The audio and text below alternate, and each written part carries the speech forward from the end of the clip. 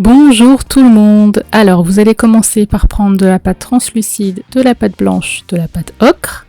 J'ai ensuite ajouté un tout petit peu d'ocre. Donc là je vais faire mes fonds de tarte. Donc pour ça je fais des boules. Donc je vous montre pour un fond de tarte évidemment il faudra en faire deux de la même manière. Donc je viens le mettre en forme avec mon outil en silicone. Donc je vais venir un petit peu pencher en fait mon fond de tarte. Je pense que vous voyez ce que je veux dire pour vraiment que ça donne un petit effet biseauté. Et avec mon dotting tool, je vais venir tracer des lignes tout autour.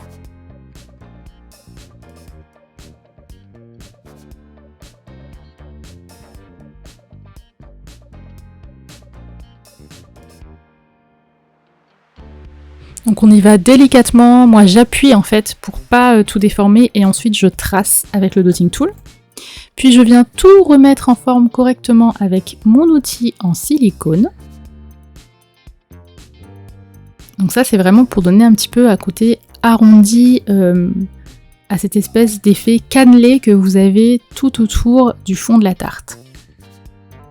Donc par contre je vous assure que, sans mauvais jeu de mots, c'est pas de la tarte ce tuto parce que elles sont toutes petites et rikiki, ces tartelettes.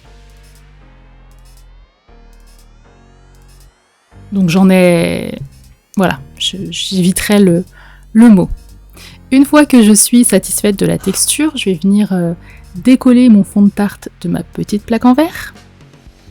Je vais retourner ça et je vais essayer de la creuser pour que ça fasse un peu plus joli et réaliste. Évidemment, ça va la déformer, donc il faut toujours repasser, voilà, faut toujours repasser en fait, hein. Repasser un coup de dotting tool, repasser un coup de brosse à dents, etc., etc., jusqu'à ce que vous ayez l'effet que vous souhaitez.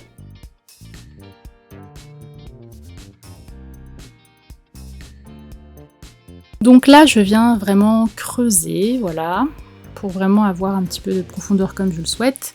Et puis ensuite, je vais venir texturer comme ça, encore une fois, avec le dotting tool, jusqu'à avoir en fait l'effet que je désire avant de remettre au four une seconde fois. Ensuite, je vais prendre ces deux peintures, donc c'est de l'ocre et du sienne naturel. Je vais commencer par l'ocre en mouillant pas trop la peinture, je viens faire ça pas mal, enfin légèrement à sec en fait, vraiment avec très peu d'eau. Et je viens disposer la peinture un peu partout en frottant, voilà, comme ça, aléatoirement. Hein. Et ensuite, j'ajoute un chouïa de sienne naturelle pour pas que ce soit trop foncé, que ça montre que ce soit un petit peu plus cuit à certains endroits. Voilà.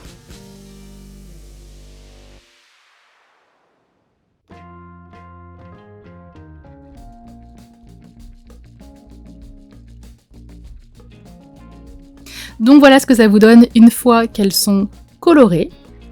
Donc le derrière, moi je l'ai pas fait parce qu'après de toute façon on va les accrocher.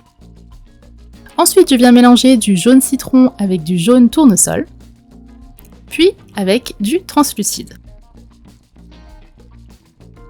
Je vais passer ce mélange dans l'eau, j'ai déjà un tuto sur les coulis et les chantilly sur ma chaîne, je vous laisse aller regarder ça en faisant une petite recherche. Je vais y ajouter un petit peu de fimo liquide, je mélange tout ça. Et ensuite on a notre crème au citron, si c'est pas magnifique. Donc j'en mets pas trop, parce qu'il faut savoir que les coulis comme ça a tendance à légèrement gonfler au four. Je ne sais pas pourquoi, mais voilà. Évitez d'en mettre trop si vous voulez pas que ça fasse un effet de dôme. Ensuite, je viens prendre juste de la pâte blanche et je vais faire exactement le même procédé, sauf que cette fois-ci, je ne vais pas ajouter de la fimo liquide. Je vais mettre ça dans un coin de sachet de congélation que j'ai découpé pour me faire une toute petite poche à douille.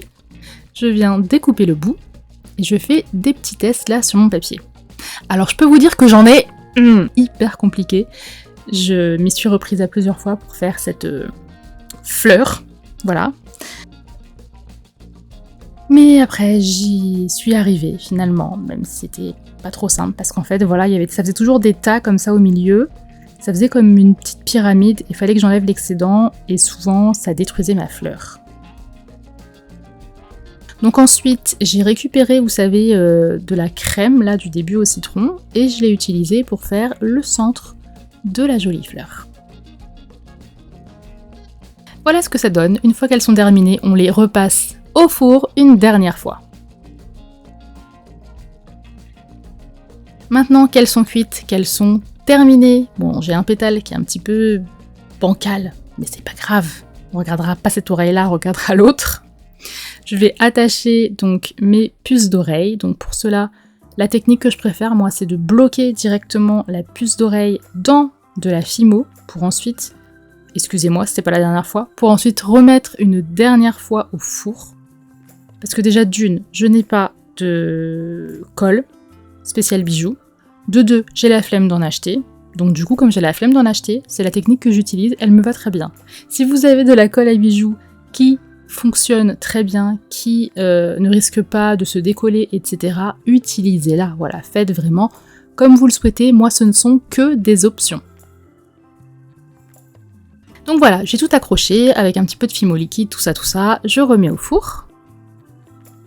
Et ensuite, optionnel, étape que je regrette un petit peu, c'est d'avoir ajouté cet effet de sucre glace. J'ai voulu faire comme sur la photo, mais ouais, voilà, bref, vous faites comme vous voulez. En tout cas, c'est terminé. J'espère que ce mini tuto de tartelettes au citron gourmande, c'est trop bon les tartelettes au citron meringuées, vous aura plu. Je vous fais de gros bisous et je vous dis à la prochaine dans un nouveau tutoriel. Ciao!